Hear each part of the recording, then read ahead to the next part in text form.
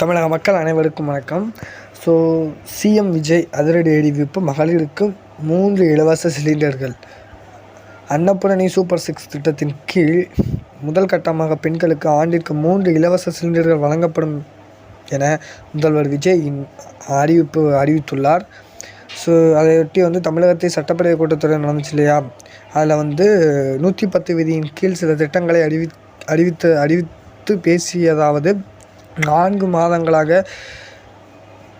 வளைகுடாவில் நிலவும் போர் சூழல் காரணமாக எரிவாயு சிலிண்டர் தட்டுப்பாடு ஏற்பட்டுள்ளது. இதனால் எரிவாயு சிலிண்டர் விலை உயர்ந்துள்ளது அல்லவா. இதனால் மக்களின் செலவும் அதிகரித்துள்ளது.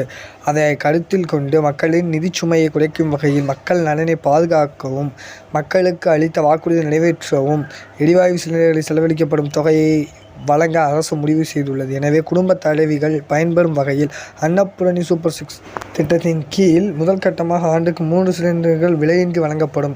இத்திட்டத்தின் பொங்கல் திருநாள், அதாவது அடுத்த ஆண்டு 2027ஆம் ஆண்டு பொங்கல் திருநாள் முதல் செயல்பாட்டுக்கு வரும். எரிவாயு சிலிண்டருக்கான விலை பயனாளர்களின் வங்கிக் கணக்கில் வரவு வைக்கப்படும். இதற்கான நடவடிக்கைகள் மேற்கொள்ளப்படும் என்பதையும், இத்திட்டத்தின் மூலமாக சுமார் 1,30,16,104 பேர் பயனடைவர். இந்த திட்டத்தினால் சுமார் ரூபாய் 4,000 கோடி கூடுதலாக அரசுக்கு செலவாகும். இந்த திட்டத்தின் கீழ் பயன்பெற்ற ஆண்டு வருமானம் 2 லட்சத்திற்கு மிகாமல் இருத்தல் வேண்டும். சிறு குறு விவசாயிகள், மாற்றுத்திறனாளி குடும்பத்தினர் போன்ற சமூகத்தில் உள்ள நலிந்த குடும்பத்தினர் பயன்பெறுவர். நிதி நெருக்கடிகளின் சூழலில் கூட மக்களின் நிதிச்சுமையை குறைக்கும் வகையில் வாக்குறுதிகள் நிறைவேற்றப்படும் என தமிழக முதல்வர் விஜய் அறிவித்துள்ளார். ஸோ அதே போல் அடுத்ததாக தமிழ்நாட்டில் எந்த பகுதியில் வசிக்கும் மகளிர், அதாவது மகளிர் போக்குவரத்தை விரிவுபடுத்தியிருக்காங்க. மகளிர் பயணத்தை, அதாவது மகளிர் போக்குவரத்தால் எந்த வாய்ப்பையும் இழக்கக்கூடாது என்ற சமூக நீதி சிந்தனையை இந்த அரசு உறுதியாக உள்ளது எனவும், ஸோ இதை கருத்தில் கொண்டு மகளிர் கட்டணமில்லா பயணத்தை விரிவுபடுத்தும் வகையில் அக்டோபர் 2ஆம் தேதி, அதாவது காந்தி ஜெயந்தி அன்று மகாத்மா காந்தியின்